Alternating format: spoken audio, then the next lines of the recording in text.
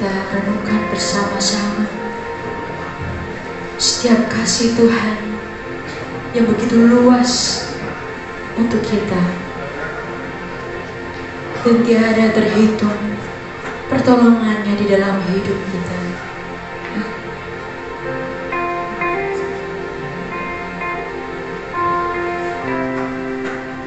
Terima kasih Tuhan atas setiap kasih-Mu. Kami mengucap syukur Tuhan.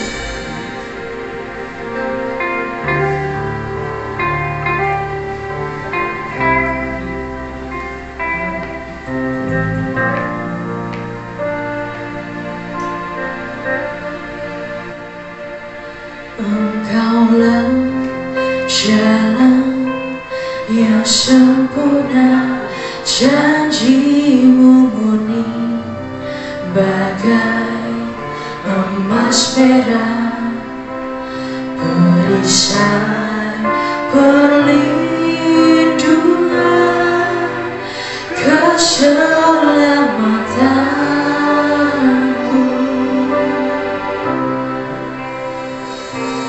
Engkaulah jalan kebenaran, dalam kasih-Mu ada kehidupan, penolong yang setia di dalam kesesakan.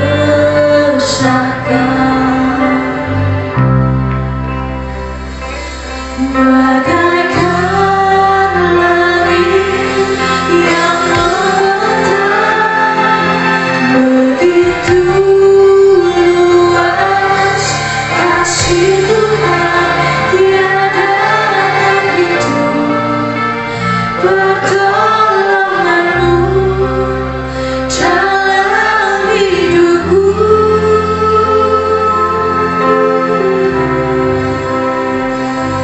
Bagaikan dalamnya samudra, begitu dalam kasih Tuhan, tiada terhitung kesayangan-Mu dalam hidupku.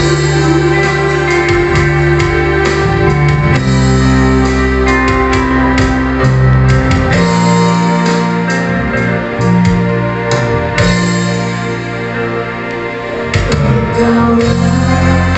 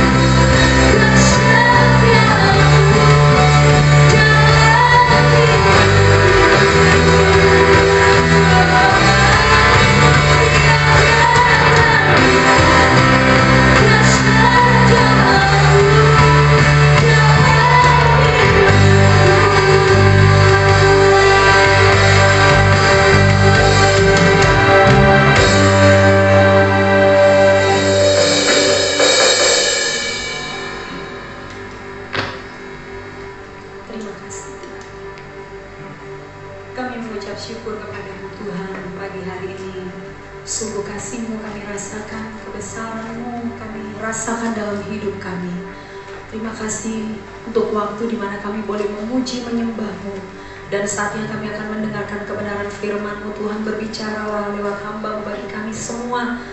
Urapi kami semua Tuhan, telinga kami, hati kami, semua panca indera kami dikuduskan di dalam nama Tuhan Yesus. Sehingga apa yang kami dengarkan pagi hari ini menjadi sesuatu yang menguatkan kami, membuat kami bisa terus berjalan bersama dengan Tuhan. Terima kasih Bapa, dikuduskan segala sesuatunya. Nama Tuhan dipuji, dimuliakan di dalam nama Yesus. Kami berdoa, haleluya, amin. Puji Tuhan, selamat pagi, shalom. Haleluya, puji Tuhan. Terima kasih untuk Bapak Gembala, Pak Yermia yang sudah memberikan kesempatan kepada saya untuk bisa melayani. Ini berarti kali yang kedua, tapi yang pertama di tempat yang satu lagi ya Pak ya. Oke, puji Tuhan. Dan sebentar lagi Bapak Ibu juga akan berpindah dari tempat ini ke tempat yang baru, amin. Segera dan tidak akan berlama-lama lagi, puji Tuhan. Ya, mari kita akan belajar kebenaran firman Tuhan pagi hari ini. Saya memberikan judul melampaui keterbatasan, dan ternyata memang saya juga diuji ketika saya harus menyampaikan firman Tuhan ini. Sampai hari Kamis saya oke-oke saja, suaranya nggak kayak gini Bapak Ibu Saudara. Jadi ini agak serak-serak becek gitu ya. Suaranya mohon maaf ya kalau kurang nyaman didengar. Sampai hari Kamis itu nggak apa-apa. Lalu Jumat, Kamis tengah malam tuh sudah mulai berasa-berasa, aduh kayaknya kok ini suara mau hilang gitu ya. Pagi-pagi beneran hilang gitu ya. Jadi Jumat itu sudah, Tuhan bagaimana ini ya, saya mau pelayanan, nanti sore juga saya masih ada pelayanan, ada WL. Aduh, saya sudah latihan juga kemarin, saya bilang kalian nyanyi. Nanti saya ngelit aja tapi kalian nyanyi ya.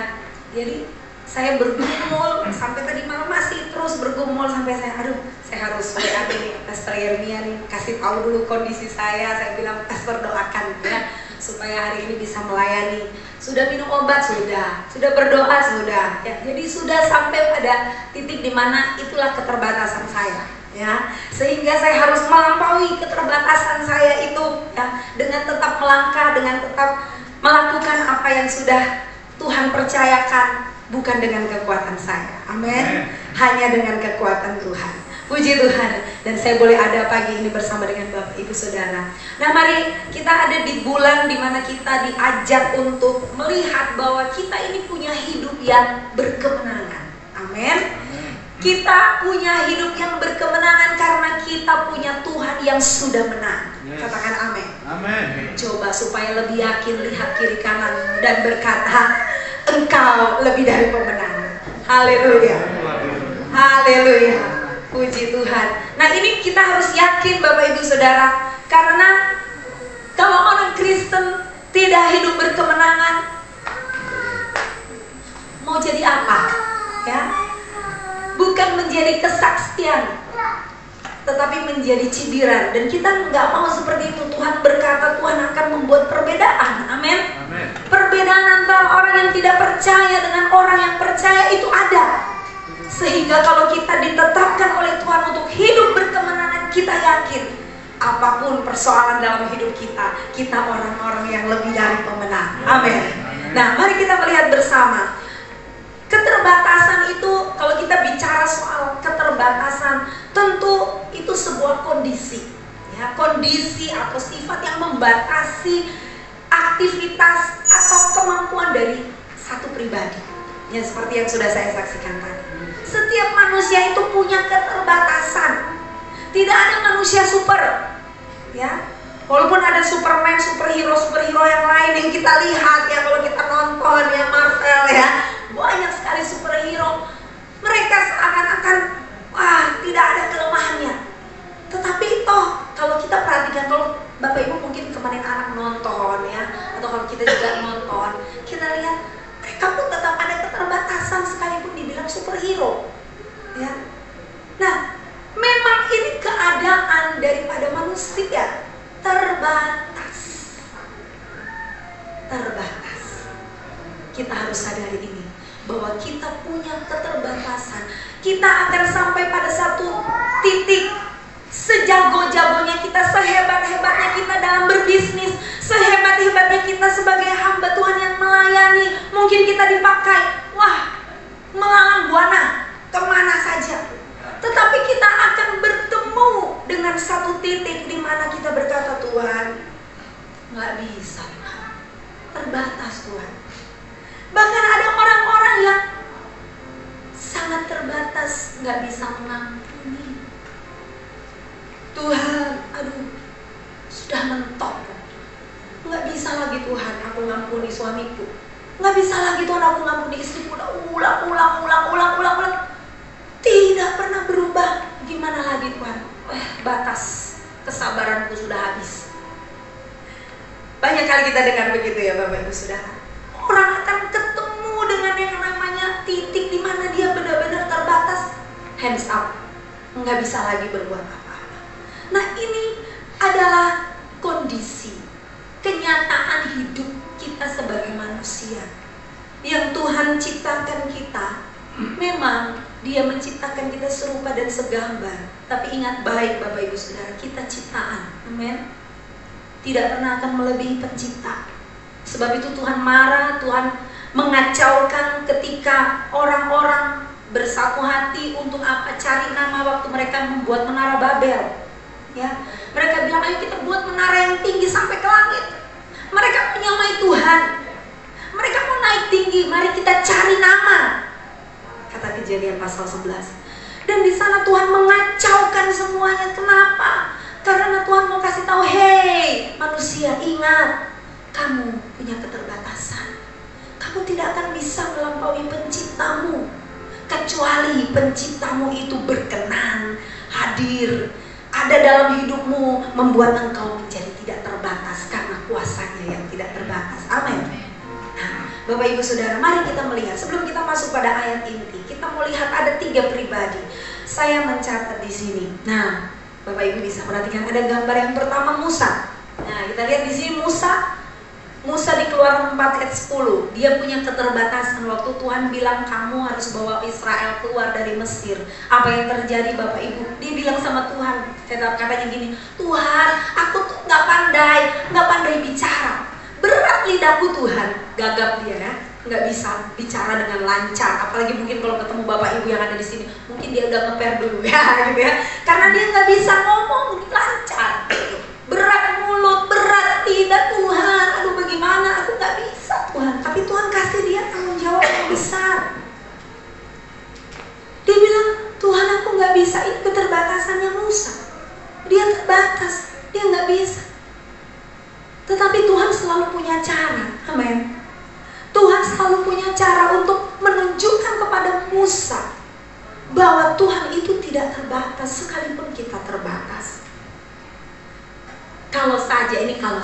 Kalau kita tahu kan kisah ini, Musa itu pada akhirnya dibantu oleh siapa? Harun.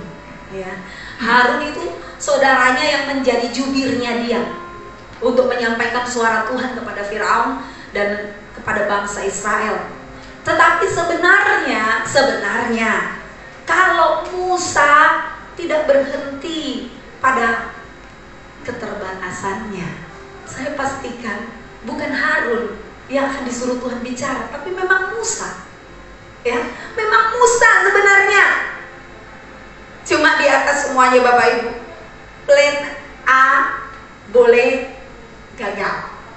Tuhan selalu punya plan B, plan C, D, E, F, G. Ya, jadi tidak ada satu rencana Tuhan yang bisa gagal. Amin. Karena kalau yang gagal itu kita yang membuat rencana Tuhan gagal, bukan Tuhan.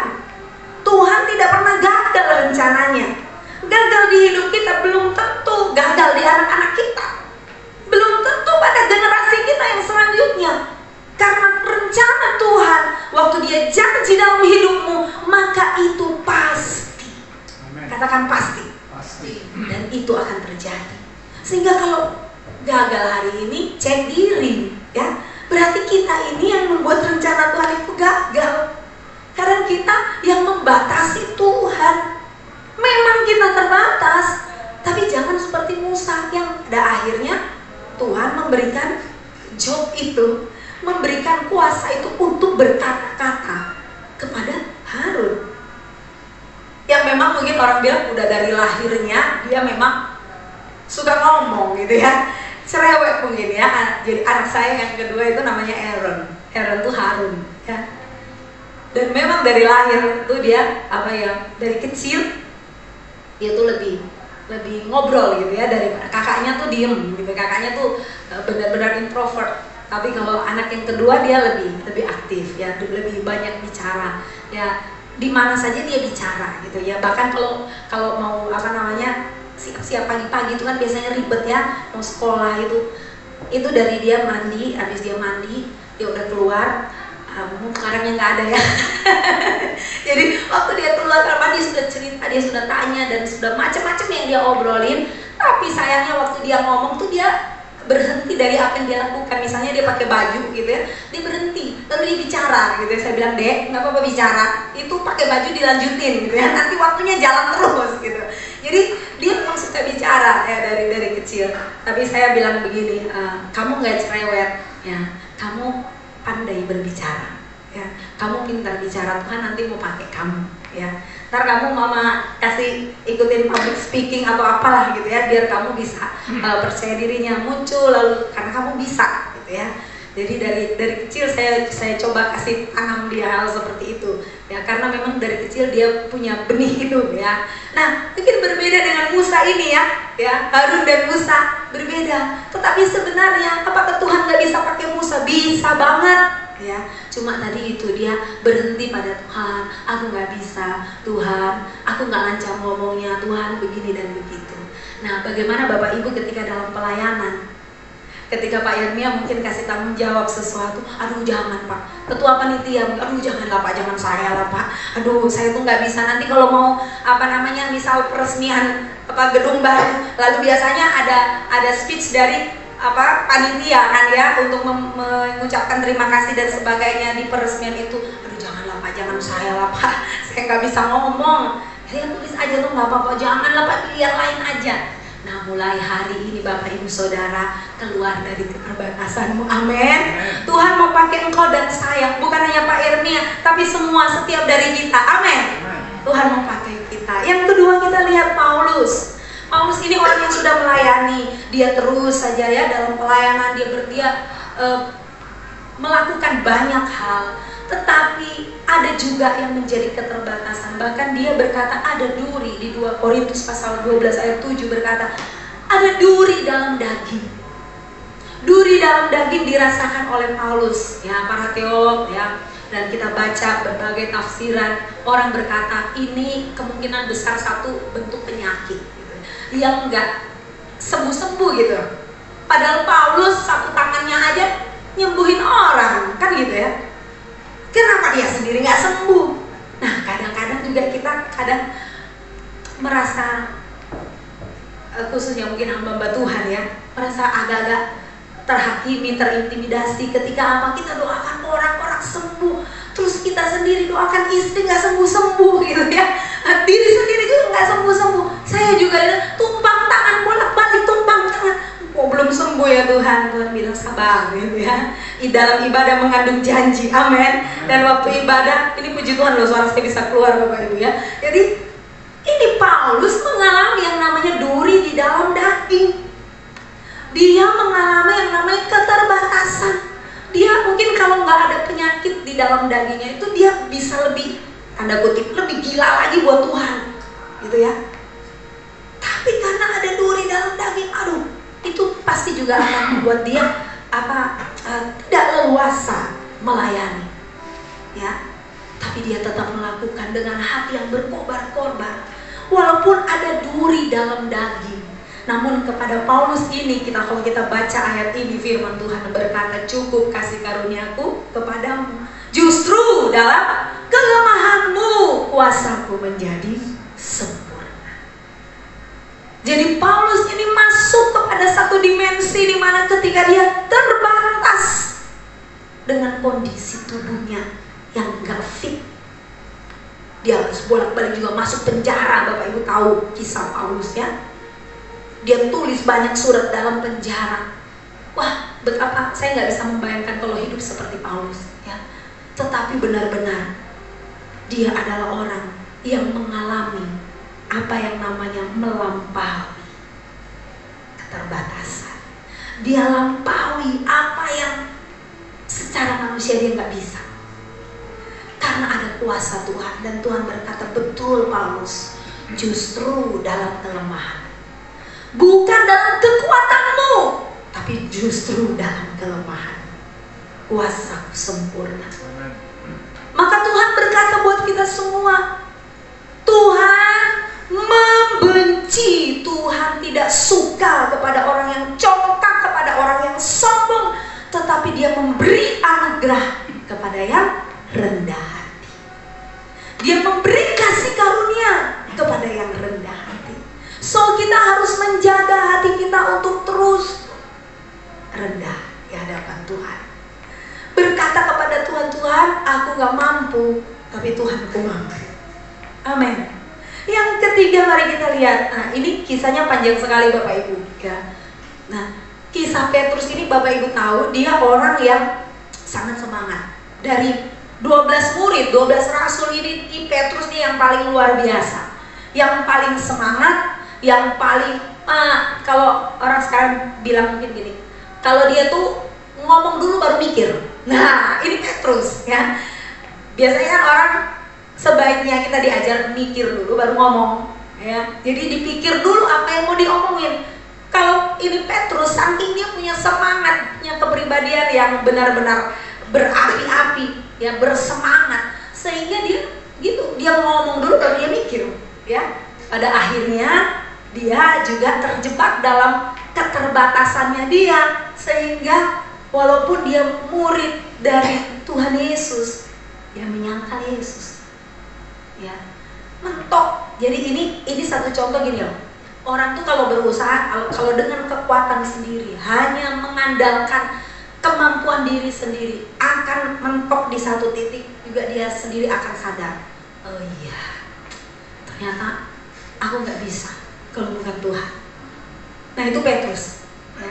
Petrus mengalami titik itu. Tapi kemudian kalau kisah yang Bapak Ibu baca ini nanti di Yohanes 21, kita lihat ini adalah kisah ketika Yesus sudah bangkit. Dia menampakkan diri kepada murid-muridnya. Ini yang ketiga, dia menampakkan diri kepada murid-muridnya. Dan dia menampakkan diri di mana? Ketika Petrus lagi mau pergi cari ikan ya. Setelah tanda kutip lagi gagal jadi murid Yesus yang mau menjala jiwa, dia balik lagi, guys aku mau nangkap ikan, ada yang mau ikut nggak? Kan gitu ya, teman-temannya diajakin, ada yang mau ikut nggak? Ikutlah teman-temannya untuk menangkap ikan, termasuk kan Yohanes ya, masuk di situ. Lalu kemudian setelah mereka menangkap ikan semalaman nggak dapat apa-apa, tidak ada apa-apa yang mereka temukan, padahal mereka ya sudah punya track record yang bagus sebagai penjala ikan. Mereka bisa banget dan mereka tahu banget pasti dapat dah ikan. Masa satu aja nggak dapat, ya kan? Malu-maluin dong, sudah menyandang gelar sebagai nelayan profesional gitu ya, terus nggak dapat ikan, aduh malu-maluin. Tapi beneran mereka nggak dapat apa-apa. Semalam-malaman firman Tuhan berkata tidak ada satupun ikan. Jadi mentok lagi kan ya, mentok lagi, terbatas lagi gitu ya, nggak bisa lagi. Lalu pagi-pagi sudah pagi itu kan ya udah biasanya udah pulang lah ya, bawa hasilnya. Mereka nggak mau apa-apa, tapi Yesus ada di situ. Kemudian Yesus berkata bahwa kamu udah dapat ikan belum? Belum nih gitu ya, belum nih. Ya udah kamu tebarkan jala sebelah kanan ya. Lalu mereka tebarkan jala, dan apa yang terjadi? Aneh bin ajaib ya. Sebarin ditebarin itu jala, yang didapat ikannya 153 ekor Bapak Ibu. Padahal semalaman satu pun nggak ada yang nyantol. Tetapi pagi-pagi di saat mungkin orang sudah berkata udah nggak mungkin dapat ikan kalau jam segini. Biasanya kalau teman saya punya teman yang dia YouTuber juga ya, dia punya channel khusus mancing karena dia memang senang mancing.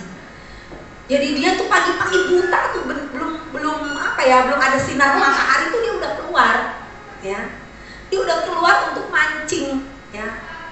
benar-benar orang masih tidur dia udah keluar gitu ya, karena nggak sampai pagi dong gitu ya.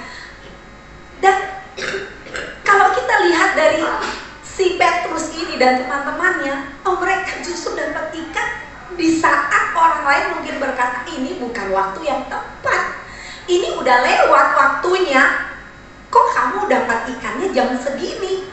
Tapi itulah Tuhan, amin. Tuhan bisa membuat sesuatu yang mungkin buat kita itu sudah terlambat, sudah tidak mungkin, tapi terjadi, dapat banyak lagi, ya kan?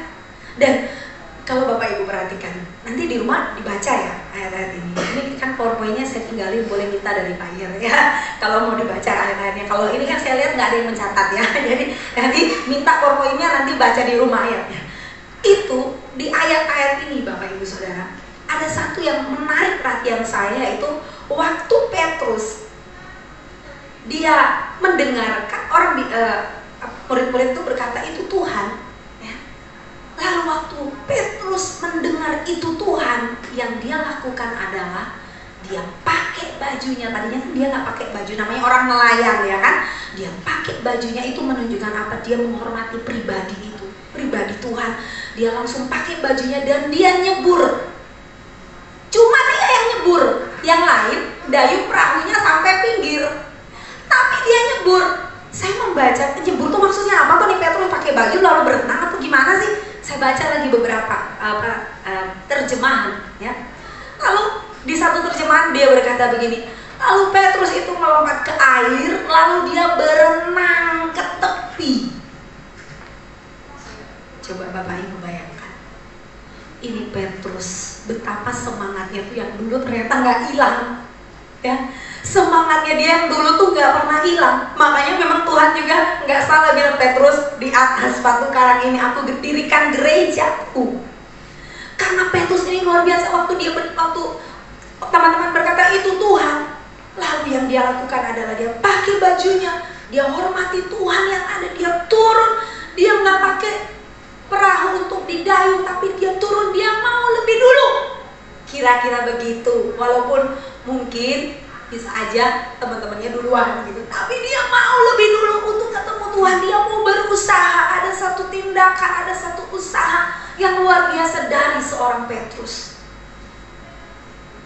Dia tidak berhenti kepada apa yang sudah menjadi keterbatasannya dia, tapi hari itu dia membuktikan kepada Tuhan bahwa dia mau masuk di dalam ketidakterbatasannya Tuhan.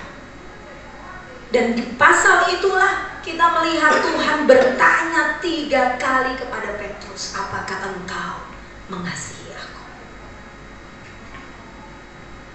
Disitulah peneguhan dari apa yang sudah Tuhan sampaikan sebelumnya, sebelum dia mati, bahwa Petrus ini akan menjadi pribadi yang luar biasa. Dia bilang, Petrus, kamu akan sangkal aku, tapi kalau kau sudah tobat, kuatkan saudara-saudara. Dan terjadilah kepada Petrus. Jadi hari itu merupakan satu titik balik buat Petrus. Dia meresponi, dia ingat, walaupun tidak dicatat dalam firman Tuhan, tapi dengan apa yang dia lakukan, dia mau untuk masuk kepada ketidakterbatasan Tuhan, sehingga janji Tuhan atas hidupnya terjadi. Kita lihat bahwa dia waktu pertama kali dia berkhotbah di hari Pentakosta, apa yang terjadi? Alkitab mencatat lebih dari 3.000 orang bertobat oleh khotbah Petrus. Amin. Dan ini pribadi yang luar biasa, mengalami yang namanya melampaui batas. Ya, itu Petrus. Mari kita lihat selanjutnya ayat kita pagi ini Bapak Ibu. Wah, itu baru pembukaan ternyata ya, lama ya. Ya, ayatnya pendek aja. Ayat cuma 1 ayat. Jadi kita akan baca bersama-sama dengan cepat. 2, 3. Jadi siapa yang ada di dalam Kristus, dia adalah ciptaan baru. Yang lama sudah berlalu, sesungguhnya yang baru sudah datang. Amin. Ayat ini singkat, padat, jelas Bapak Ibu. Dan biasanya saya kalau orang mau katekisasi baptisan, ayat ini selalu kita pakai ya Pak Ir ya. Ini salah satu ayat kunci karena bicara soal hidup baru ya, soal hidup baru di dalam Tuhan. Nah, kalau kita melihat di ayat ini dikatakan ya, Tadi kita sudah belajar dari orang-orang yang terbatas lalu mereka masuk dalam ketidakterbatasannya Tuhan. Nah, sekarang ketika Yesus hadir sebagai juru selamat bagi kita, dikatakan di sini, jadi siapa yang ada di dalam Kristus? Dikatakan di dalam Kristus. Next slide.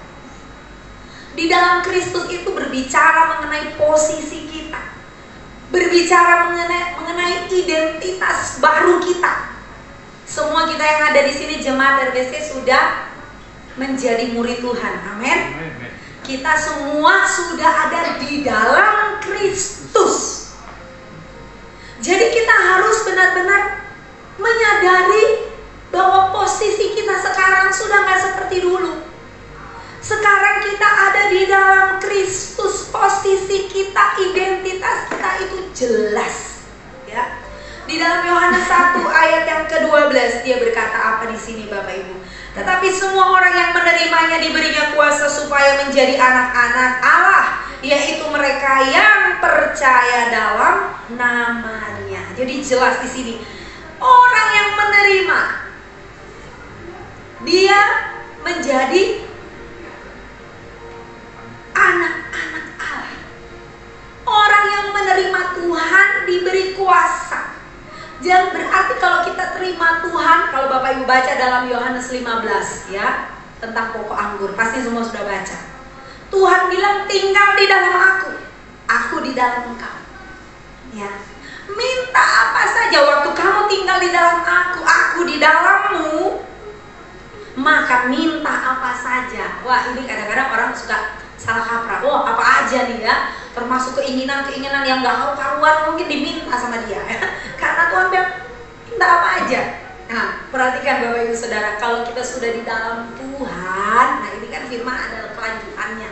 Kita di dalam Tuhan itu berarti ada sesuatu ya, ada sesuatu yang membuat kita jadi selaras dengan Tuhan. Bukan suka-sukanya kita sendiri, tapi lagu berkata suka-sukamu Tuhan. Nah gitu kan, suka-sukamu Tuhan. Jadi kita bisa selaras dengan hatinya Tuhan waktu kita tinggal di dalam Tuhan. Nah, identitas ini yang kita harus pegang dulu Bapak Ibu Saudara. Banyak kejadian dalam hidup kita yang mungkin membuat kita meragukan, aku ini sebenarnya di dalam Tuhan apa enggak? Tuhan ada bersama aku apa enggak? Terlebih saat kita mungkin merasa Tuhan kok nggak tolong-tolong ya, doaku kok sudah sekian lama nggak ditolong-tolong Tuhan. Benerankah Tuhan ada? Benerankah Tuhan masih menjawab doa? Bener nggak sih? Mulai kita ragu, aku saja nih yakin anaknya apa bukan gitu ya, anaknya Tuhan apa bukan? Mulai meragukan karena mata kita tidak melihat ya, Tuhan menolong kita seperti yang kita mau Bapak Ibu Saudara. Itu kadang-kadang membuat kita ragu, beneran gak sih aku ini di dalam Tuhan? Beneran gak Tuhan itu ada di dalam aku? Tapi saya mau katakan buat engkau dan saya, ketika saat pertama engkau mengakui Yesus, engkau adalah Tuhan, engkau juru selamat, engkau penebus dosaku, aku terima engkau dalam hidup, dalam hatiku, maka sejak hari itu engkau menjadi anaknya. Amin. Jadi jangan ragukan kasih Tuhan, jangan ragukan kebaikan Tuhan. Coba kalau kita masih tarik nafas, masih bisa bernafas hari ini, bukankah itu kebaikan Tuhan?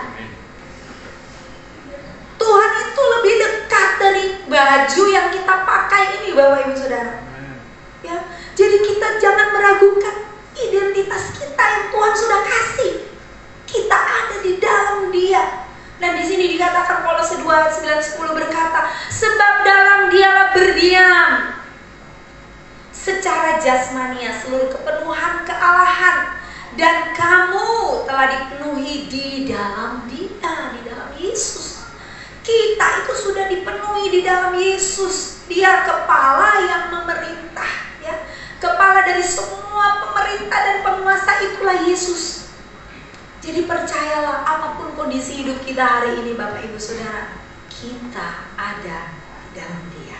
Amen. Katakan kiri kananmu, engkau ada di dalam Yesus. sebelahnya lagi Yesus ada di dalamnya.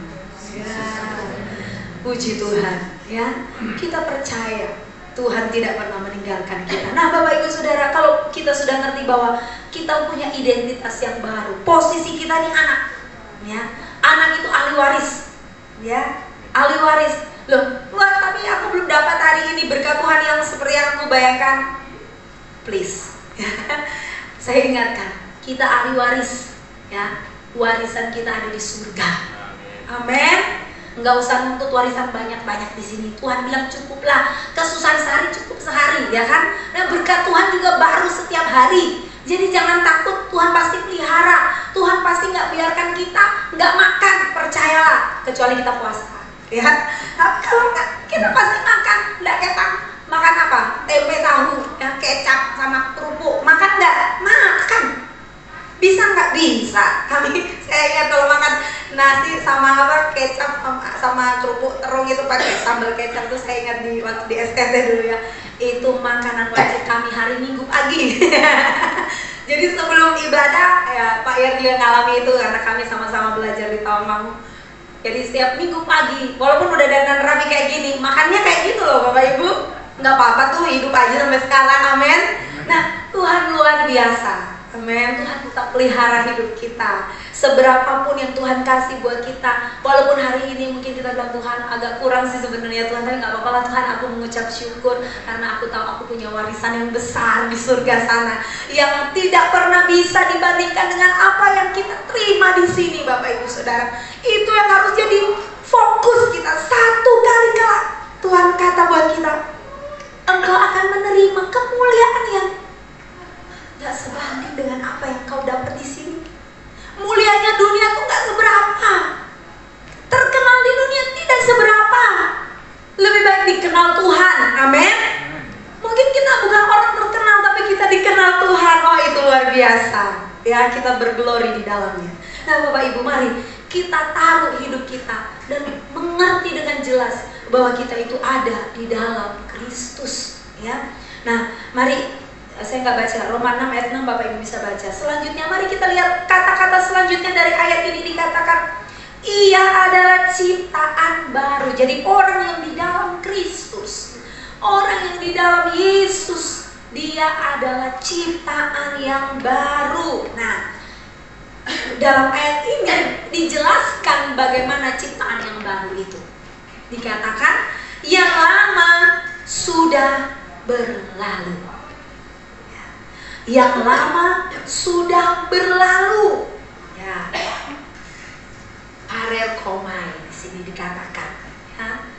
Yang saya memberikan ada yang warna biru di sana, Bapak Ibu. Nah, itu kan kalau itu arti letter luck-nya melintasi, berlalu. Jadi yang sudah lewat gitu, yang sudah lenyap, ya. Yang lama itu sudah berlalu, itu artinya itu dalam bahasa aslinya. Lalu ada satu pengertian yang didapat dari kata ini, dikatakan orang yang bergerak maju, persons moving forward. Jadi orang yang bergerak maju, apa yang lama sudah berlalu. Nah, berarti ciptaan baru itu kalau saya mau gambarkan, orang yang berjalan dari sini, dia jalan ke depan. Orang yang bergerak maju, dia nggak lihat-lihat lagi yang di belakang, ya. Berapa banyak dari kita sudah lama jadi anak Tuhan, tapi kalau iblis menuduh kita, kita lihat lagi yang di belakang. Aduh iya, memang saya ini bobrok, memang saya ini kurang ajar, memang saya ini nggak pantas jadi anak Tuhan. Hei, jangan begitu Bapak Ibu Saudara. Tuhan berkata engkau ciptaan baru, yang lama sudah berlalu. Amin. Sudah jangan lihat-lihat lagi yang kemarin. Yang lama sudah berlalu. Seberapa engkau datang kepada Tuhan, seberapa banyak engkau datang sujud di hadapan Tuhan, minta ampun, minta Tuhan baharui hidupmu, maka sejak hari itu juga Tuhan baharui hidupmu. Amin. Itulah luar biasanya Tuhan kita, Bapak Ibu. Karena kita tidak mungkin melewati satu hari pun tanpa anugerah Tuhan. Kita ini manusia yang masih berjalan di dalam dunia yang penuh kejahatan. Bisa saja kita kadang-kadang kembali kompromi dengan apa yang pernah kita lakukan dulu. Bisa saja kita mulai seperti yang dulu lagi, nggak jujur waktu kita jalanin usaha kita. Untung dibilang rugi, ya kan? Kalau rugi, bilang untung. Enggak ya? Jadi artinya kita mungkin ada kembali, mungkin ada saat-saat dimana kita nggak kuat, kita lemah, sama seperti Petrus ya. Lalu kemudian melakukan sesuatu yang tidak pas dengan kehendak Tuhan. Yang orang bilang itu dosa, kamu anak Tuhan kok masih berdosa, kok masih jatuh dalam dosa. Kita dihakimi dan sebagainya. Tapi percayalah Bapak Ibu, ketika kita ada di titik itu dan kita ini mau bertobat, Tuhan bilang, mari kepadaku. Amin. Mari kepadaku. Dia itu Tuhan untuk semua orang berdosa. Tidak ada satu orang pun, memang kita sudah ditebus dengan darah Yesus. Amin. Tapi dalam perjalanan iman kita, bisa saja kita jatuh, bisa kita terpeleset. Tapi firman Tuhan berkata dalam Mazmur, orang benar jatuh, dia nggak tergeletak. Amin. Karena ada teman Tuhan, walaupun, aduh Tuhan Yesus, itu baiknya Tuhan. Walaupun sudah jatuh, Tuhan bilang dia nggak tergeletak.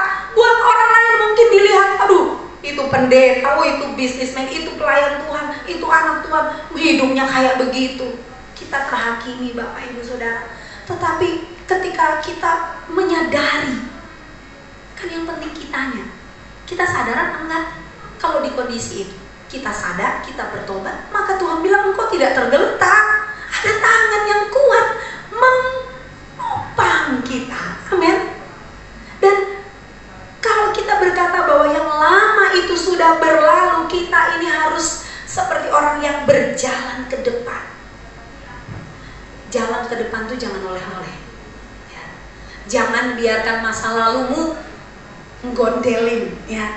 Jadi kita ini lagi gandol gusti ya kan gitu ya. Itu biarkan itu masa lalu mau mencoba menarik kita di belakang. Jangan pernah melihat ke belakang. Kita harus tetap maju. Manusia lama itu kan sudah berlalu. Nah, manusia lama itu apa sih? Manusia, orang yang nggak kenal Tuhan. Saya catat di situ, Bapak Ibu bisa baca. Nggak kenal Tuhan, dia buat jalannya sendiri, dia atur hidupnya sendiri karena dia nggak tahu Tuhan. Dia nggak mengenal Tuhan. Itu manusia lama. Betul ya? Sebelum kita kenal Tuhan, kita semua begitu. Nah, kalau hari ini kita sudah dibilang ciptaan baru, tapi kita masih mengatur hidup kita sendiri, nggak libatkan Tuhan, itu yang Tuhan bilang bertobat. Karena engkau bukan manusia lama. Kalau masih perlakuanmu masih yang lama, bertobat, itu kata kuncinya. Amin. Nah, lalu di sini dikatakan orang yang masih hidup dalam manusia lamanya itu juga dia punya pikiran yang sia-sia. Ya, pikirannya penuh tipu muslihat, macam-macam, dia merancangkan yang jahat buat orang lain.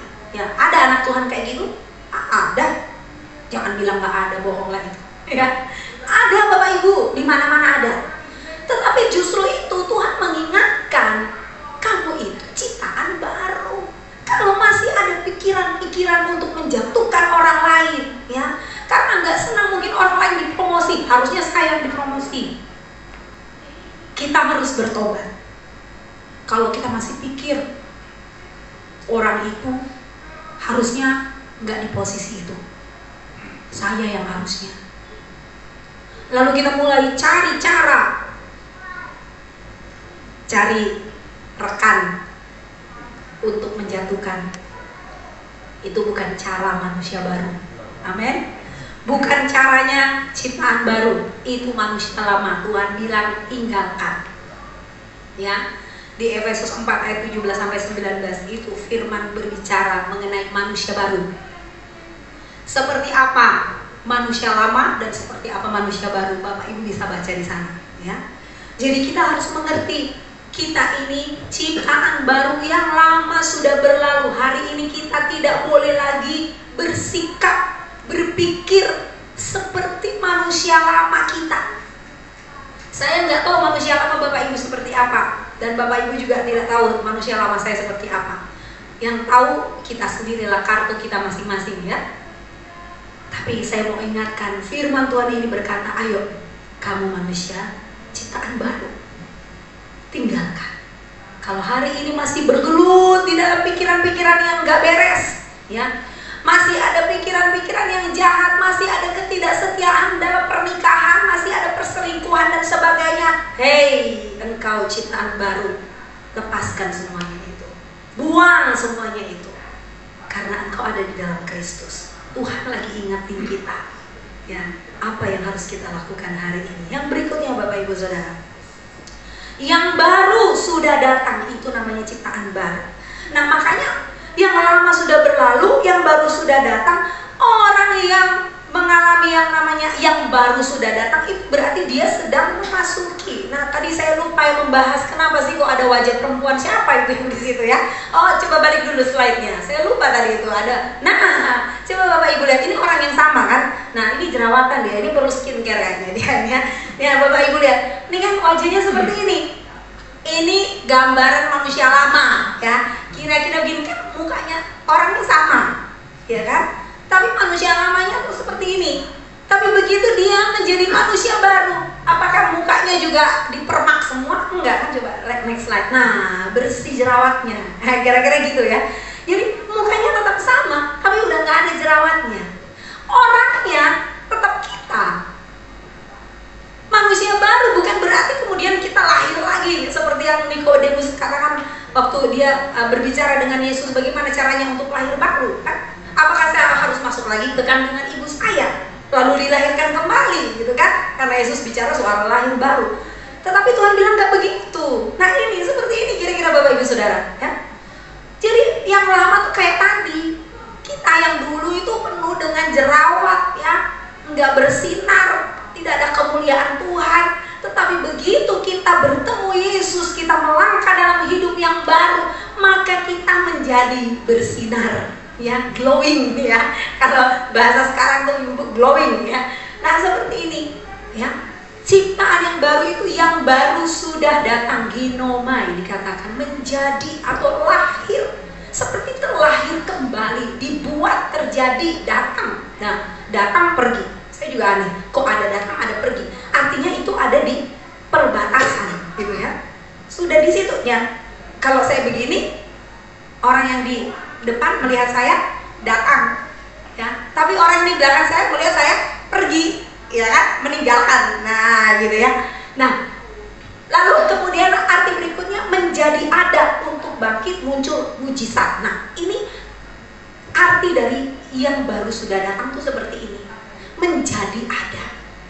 Kita punya Tuhan, Tuhan pencipta, amin. Makanya Tuhan bicara soal ciptaan baru, karena yang ngomong itu pencipta. Hanya Tuhan yang bisa mencipta. Manusia bisa berkreasi. Paling mentok apa? Inovasi, betul ya? Tapi mencipta itu manusia nggak bisa. Yang bisa cuma Tuhan. Mencipta itu dari yang nggak ada jadi ada, ya. Dari yang benar-benar nggak ada. Makanya kalau kita melihat di Taman Eden, Tuhan menciptakan semua dari yang tidak ada menjadi ada. Dikatakan bumi belum berbentuk dan kosong. Kemudian Tuhan setelah itu di ayat selanjutnya, Tuhan mencipta dengan Dia berkata, jadilah terang, maka terang jadi. Dia perintah, Dia ngomong, jadilah tumbuh-tumbuhan, jadilah segala macam hewan dan sebagainya. Jadi dengan kuasa perkataan. Jadi perkataan Tuhan itu punya kuasa untuk mencipta. Amin.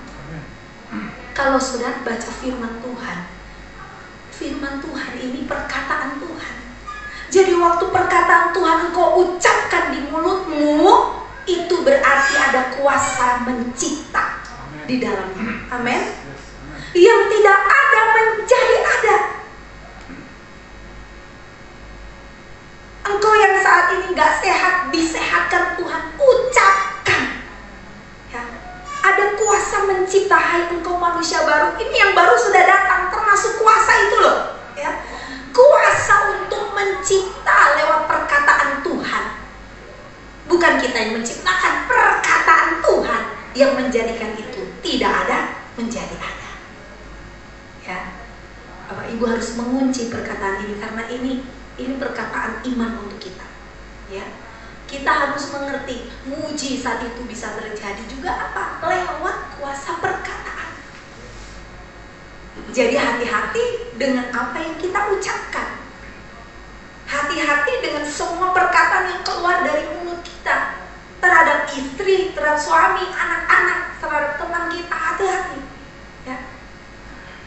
Kita harus berbicara firman. Bicarakan perkataan Tuhan. Ya. Sudah mau habis ya waktunya. Oke, tinggal sedikit lagi ya Bapak Ibu.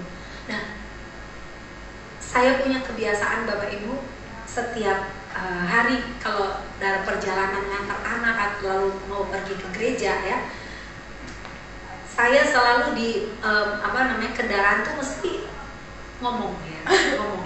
Jadi kan karena saya tidak nyetir sendiri, suami yang nyetir, jadi saya bagiannya ngomong ya.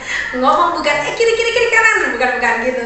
Tapi saya ngomong, bicara firman gitu. Saya suka mengucapkan dan saya suka berkata-kata profetik gitu ya.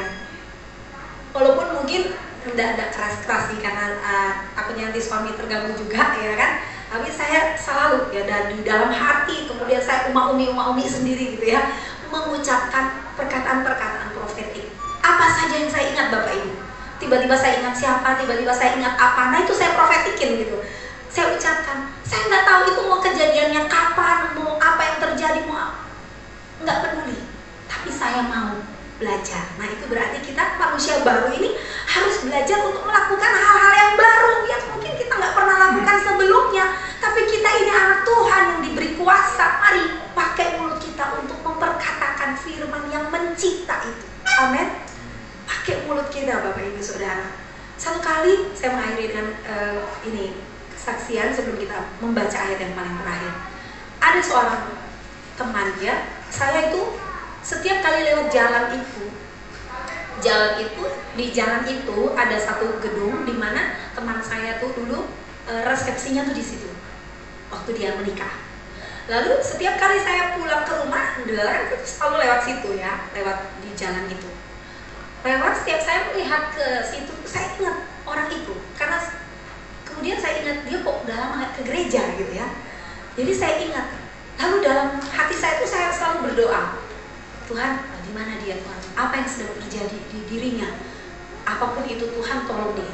Tuhan tolong dia, Tuhan jamah dia, kalau dia jauh dari Tuhan dekatkan sama Tuhan lagi. Pokoknya saya omongin semua. Setiap kali saya lihat situ, satu saat apa yang terjadi? Tiba-tiba telepon, ada yang telepon saya, bilang mau konseling, ya kan, mau konseling. Namanya siapa? Dia sebut namanya. Loh, itu kan saya tahu gitu ya. Saya tahu. Jadi teman ini, karena saya di gereja juga ada di bagian bimbingan pranikah. Jadi ini adalah salah satu anak binaan gitu ya. Dalam bimbingan pranikah waktu anak itu menikah, kami yang bimbing. Nah, sekian waktu dan dia datang konseling. Nah, waktu ketemu saya dengan segala macam cerita hidupnya, dia nangis semua. Terus Tuhan dengarkan saya. Itu loh, kamu setiap lewat di tempat dia resepsi itu kamu ngomong gitu, ngomongin doakan orang ini. Sekarang orang itu datang beneran gitu ya. Saya nggak pernah, nggak punya kontaknya juga kan, sudah nggak selama kontak, sudah lost kontak. Lalu setelah konseling ya, lama dia cerita semua. Intinya Bapak Ibu Saudara, dia dipulihkan Tuhan saat itu ya. Waktu kami bertemu, kami menangis bersama, berdoa bersama, dan Tuhan jamah hidupnya ya. Nah itu satu contoh kecil Bapak Ibu. Saya nggak pernah mau kontak dia, tetapi dengan apa yang tiba-tiba saja Tuhan lakukan ya, dan saya responi itu, maka Tuhan bisa mengatur semua dengan luar biasa. Demikian juga Bapak Ibu Saudara, amin. Saya percaya ada hal-hal yang Tuhan mau bawa dalam Bapak Ibu Saudara. Engkau mungkin terbatas, nggak bisa, tapi Tuhan bilang kau ciptaan baru, yang lama berlalu, yang baru sudah datang. Engkau sedang masuk di dalam satu wilayah ketidakterbatasan Tuhan, di mana Tuhan akan bekerja dengan ajaib dalam hidup engkau dan saya. Amin. Ayat terakhir kita baca bersama. Yuk kita baca di Filipi 3. Ya, semua kelihatan ya. Ayat 13-14. Ini ada kata-kata sebelumnya saya potong. Yuk kita baca bersama. Tetapi ini yang kulakukan, aku melupakan apa yang telah di belakangku dan mengarahkan diri kepada apa yang di hadapanku, dan berlari-lari kepada tujuan untuk memperoleh hadiah, yaitu panggilan surgawi dari Allah dalam Kristus Yesus.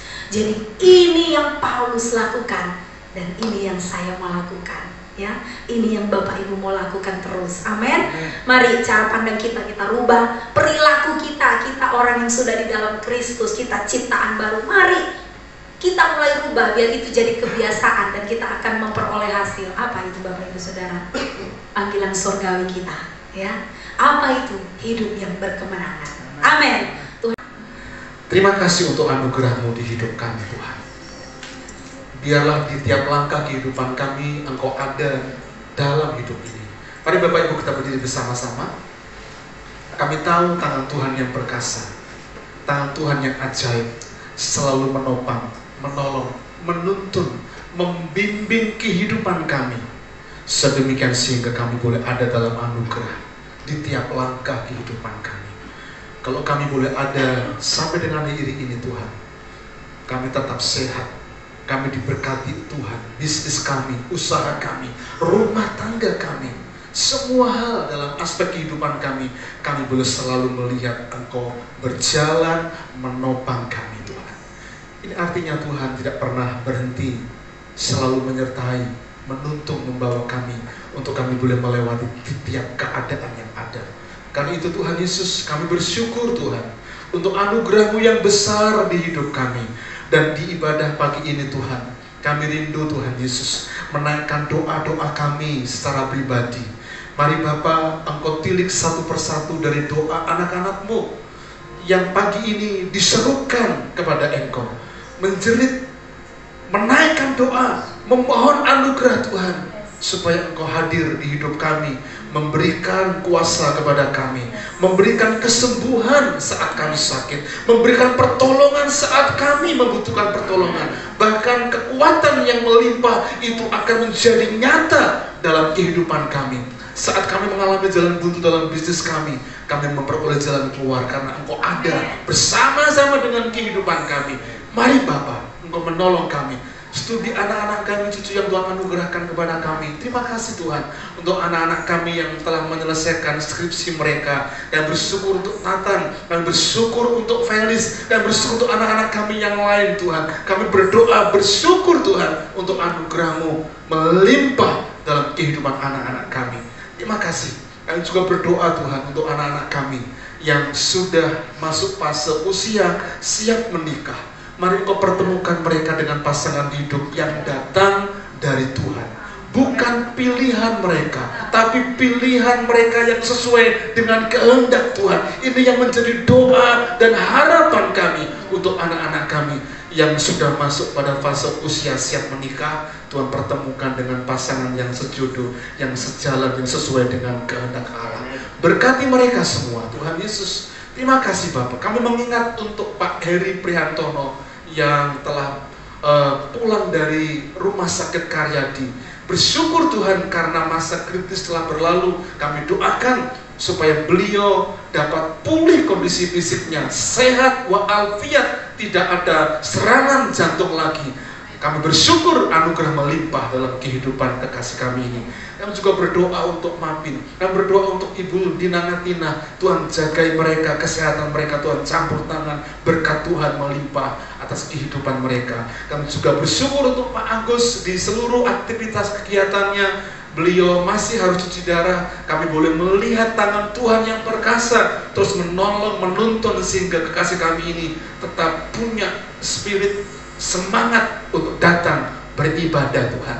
Ini doa kami Tuhan Yesus. Satu persatu umat-Mu, tidak ada yang ketinggalan, tidak ada yang Engkau kecualikan. Biarlah Engkau hadir di bisnis kami, rumah tangga, pekerjaan kami, sehingga kehidupan kami semakin diberkati oleh Tuhan.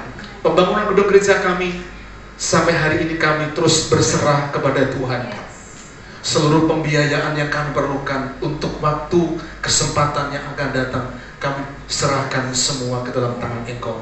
Kalau Tuhan bawa kami sampai dengan hari ini, kami sangat yakin Tuhan, Engkau tolong kami, mampukan kami, sehingga semua detail kebutuhan yang kami perlukan untuk finishing gedung gereja itu akan segera dapat terselesaikan Tuhan.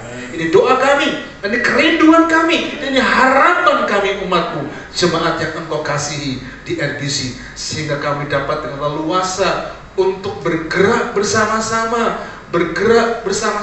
mendukung visi yang Tuhan taruh di hati hamba-Mu, melayani, menghadirkan kerajaan Allah di muka bumi ini lewat RBC, lewat pekerjaan Tuhan di RBC. Tuhan, Engkau menolong kami semua. Terima kasih Bapak, terima kasih berkat Tuhan melimpah atas kehidupan kami semua. Terima kasih untuk Pastor Yanti Piri yang telah jadi berkat buat kami pagi ini. Tuhan menolong bersama suami dan juga anak-anak yang Tuhan percayakan. Tuhan campur tangan berkat pelayanan bersama-sama, penggembalaan di GBT Kristus Alam Omega, baik itu Tanah Mas ataupun yang ada di Gajah Mada. Tuhan tolong, Tuhan campur tangan, sertai beliau campur tangan dalam segala hal. Terima kasih Bapak. Sekarang kami akan pulang meninggalkan tempat ibadah ini menuju ke rumah kami masing-masing.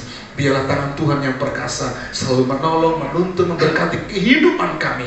Bapak Ibu jemaat yang dikasihi Tuhan, angkatlah kedua belah tanganmu, pandang Dia Bapa yang baik, Dia Allah sumber berkat. Pulanglah engkau membawa berkat Allah, berkat yang datang dari Bapa, cinta kasih dari Tuhan Yesus Kristus, dan persekutuan di dalam Allah Roh Kudus itu menjadi bahagian dalam kehidupan kita semua. Tuhan memberkati engkau dan melindungi engkau. Tuhan menghadapkan wajahnya yang kudus kepadamu dan seraya memberikan berkat sukacita, berkat damai sejahtera dilimpah-limpahkan dalam kehidupan kita semua. Engkau akan menjadi kepala dan bukan ekor, dan hidupmu akan terus mengalami progres naik dan tidak pernah turun. Apa yang engkau kejar selalu berhasil, beruntung, dan diberkati oleh Tuhan. Bahkan seperti pohon yang ditanam di tepi air menghasilkan buah. Demikianlah hidupmu diberkati oleh Tuhan dari sejak pagi ini, besok bahkan sampai kepada Maranatha. Kristus Yesus datang kedua kali menjemput kita semua. Di dalam berkat nama Tuhan Yesus kami berdoa mengucap syukur. Katakan sama-sama,